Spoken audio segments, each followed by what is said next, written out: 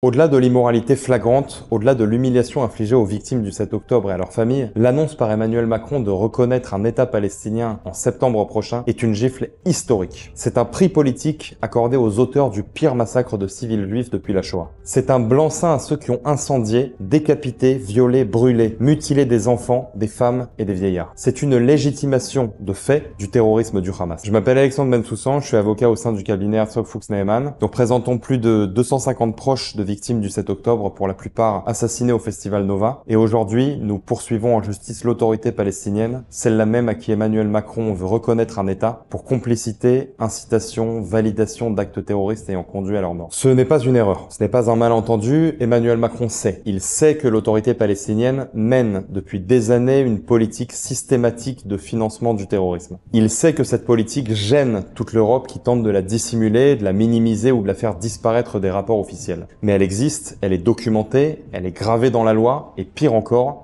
elle est pleinement assumée par l'autorité palestinienne. قمنا بإنشاء نظام حماية ورعاية اجتماعية شامل وتعديل بعض القوانين لتأمين احتياجات جميع الفئات المتضررة. Ce qu'il faut comprendre, c'est qu'en annonçant vouloir reconnaître un État palestinien, Emmanuel Macron désigne l'autorité palestinienne comme partenaire direct. Et c'est avec elle qu'il veut établir cet État. À sa tête, on le rappelle, Mahmoud Abbas, 89 ans, président sans élection depuis 2005, qui en est aujourd'hui à la 19e année de son mandat de 4 ans.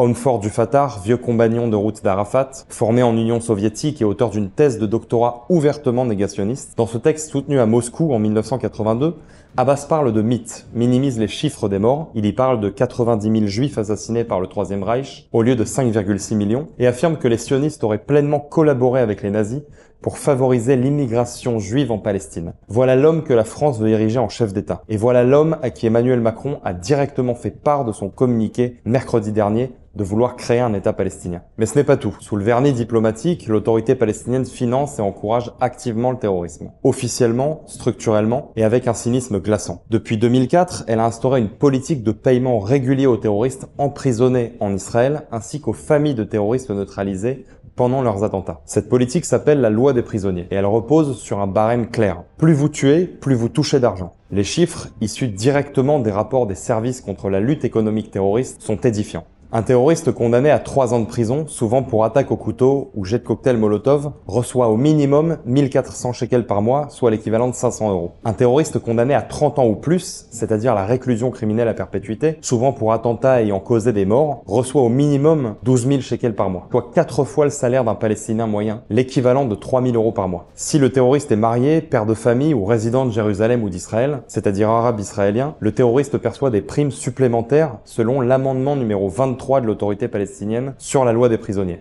Et ce n'est pas tout.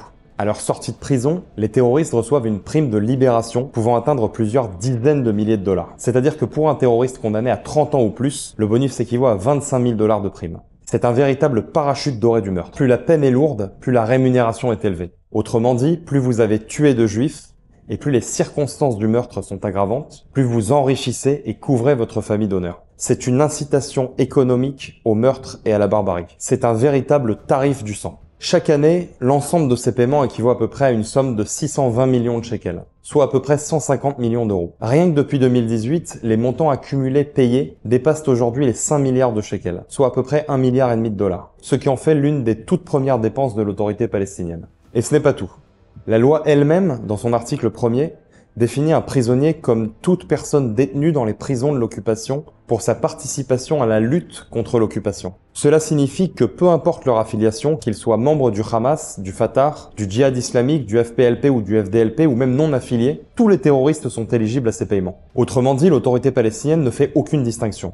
Elle soutient financièrement tous les terroristes, y compris ceux du Hamas. De facto, elle finance officiellement le Hamas et les actes du 7 octobre. Et si cela ne suffisait pas, l'article 2 de cette même loi enfonce le clou et convient que les prisonniers et les prisonniers libérés sont une frange combattante et une partie inséparable du tissu social arabe-palestinien. Autrement dit, la violence terroriste n'est pas un accident ni une dérive. Elle est constitutive de l'autorité palestinienne, telle que définie par leur propre législation. Ce n'est pas une faille, ce n'est pas une dérive, c'est une politique centrale assumée, revendiquée et sanctuarisée dans la législation palestinienne. Mahmoud Abbas lui-même a déclaré en 2018 « Même si je n'ai plus que le dernier sou, je le paierai aux familles des martyrs et des prisonniers. » لكم مرة وأنا عند كلمتي لو بقي عنا قرش واحد فهو للأسرى والشهداء. Voilà ce que finance la communauté internationale, voilà l'homme et l'entité avec lesquels Emmanuel Macron veut bâtir un État.